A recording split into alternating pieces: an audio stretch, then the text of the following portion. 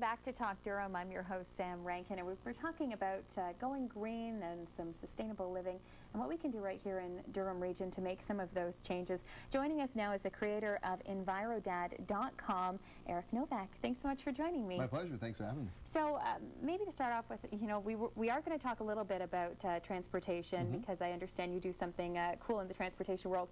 But before we do, I just want to speak to what this woman here said. Yeah. She was talking about not wanting to switch her cleaning products to a green one because she knows the one she has works and she trusts those. Right. How big of a barrier is change and that fear of change when it comes to being environmentally friendly? Boy, that's a great question, because it really is kind of at the crux of really the entire movement and whether we make the positive, long-lasting, sustainable changes, because we're humans, and change is not something we're particularly fond of doing, and that's with anything. That's not just about making green choices. We're reticent to change our diets, or if you're a student, we're reticent to change our study habits to improve. We're reticent to change just about anything. It's just, we hit our comfort zone, we like it, and to make that leap of faith, I think it's a big effort. For the entire global environmental movement, we're fighting the forces of change. And, if somebody has any doubt, those, if we're talking, let's just say climate change, for example, just to stray a little bit, I mean, those who are trying to not convince people that climate change is anything but man-made, well, they use doubt as their weapon. The tobacco industry used that many years ago, and it stalled us. So if she has some concerns, she's going to stay right where she is. Now, there's ways to get beyond that. I mean, she also has to be aware of the fact, or we need to be aware of the fact, that she's probably seeing hundreds of messages, or really we see about 3,000 messages a day. Probably some of them are saying, keep using this pine-scented product, or this. It's funny how we love the smell of lemon, yet it's really a laboratory lemon smell and stuff. So, I mean, there is a greater, there are better products out there that aren't greenwashed, that aren't making false claims. On my site, I review some of them. I get to try them and use them in real-world situations, and it's getting better. We have to convince people like her, and it will take time, but we have to be persistent and consistent with our messaging. Now, before we talk about some of those other products that you tried out, as I mentioned, you do something quite interesting. You test cars, and I guess ones that are considered a little bit more environmentally friendly. Can you tell me what you do there? Well, the whole idea behind EnviroDad is not just to be, say, a blog or an opinion site. It's really designed to be a resource, and I sort of liken it as a resource for any parent who understands that part of parenting is stewardship of the environment. And sometimes we need to make the right choices. We need to know what are better choices in certain categories. Over the years, I've done a little bit of automotive journalism. I was with Channel 12 for a while, and I did some automotive features there, and I used to write a daddy blog for Erica M on the Yummy Mummy Club, and from time to time they would have test driving vehicles as well.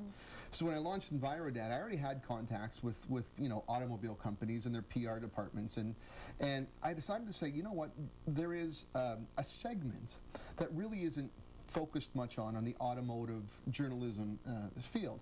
There's a lot of people that write about horsepower and slip differentials and torque ratios and stuff, but there's a lot of families who want to make the right choices, who want to know how good is a vehicle on gas, how environmentally friendly it is, how does it keep a load of groceries, how many cup holders does it have. So I've sort of carved out this sort of niche, and I'm getting great feedback, because I mean, some of the PR folks at the auto companies say, you know what, Eric, there's like maybe 2 or 3 people in the country who are those dads who are running that stuff. So it's a great spot. And so every week I'm in a different vehicle and I'll write about it, and it's not just hybrid vehicles. I mean, I know that's sort of the big focus, but there's fuel efficiency. Well, not everybody can afford a hybrid, so it's great to look at the other ones as well. That's true, and there's different technologies. A lot of the clean diesel technology.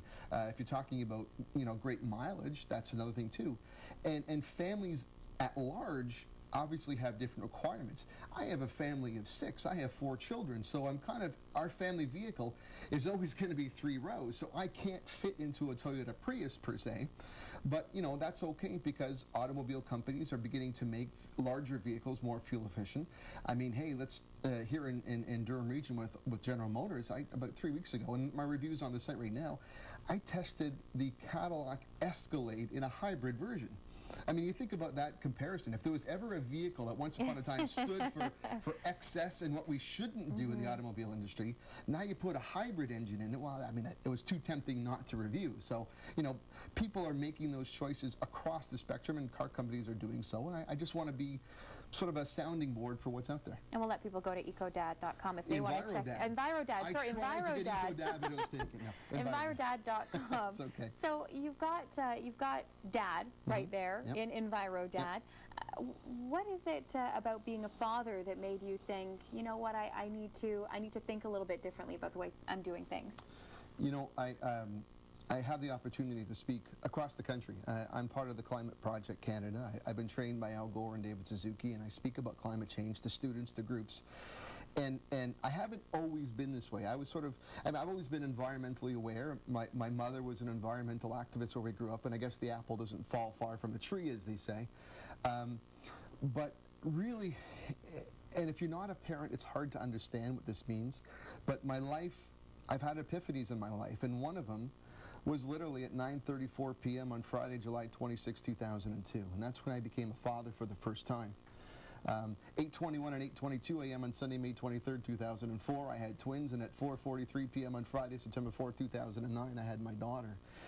But when I became a parent for the first time, I suddenly, I mean, after I stopped freaking out and crying because my eldest was 10 pounds, 12 ounces, and I almost enrolled him in school that September, but I calmed down, and I was really hit with the reality that my life, from really that nanosecond forward and until the day I die, it's no longer about me.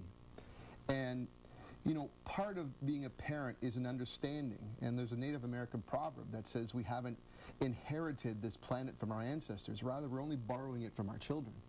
And a Chinese proverb speaks to it well. It says, you know, one generation plants the tree, the next gets the shade. And there's no greater driving force in my life than being a dad, and understanding my responsibilities and understanding the gifts that I have and the background that I come from. I thought there was a place for this, where other parents who are trying to make the right choices along with me, and don't ever call me an expert, because I'm not. I'm not a scientist. I'm not a child psychologist. I'm just a dad trying to figure it out, and it's a journey. And I want those who visit my site and subscribe to my site to join me on that journey. And I think that's my main motivation. The good thing about that motivation is it never goes away. You know, every time I go home and I see my kids, or, you know, I understand what it's about, and that's why we keep going. Because there's times, and you dad it, there's times people who will attack you for what you are, but if the right motivation is within you, it's easy to do.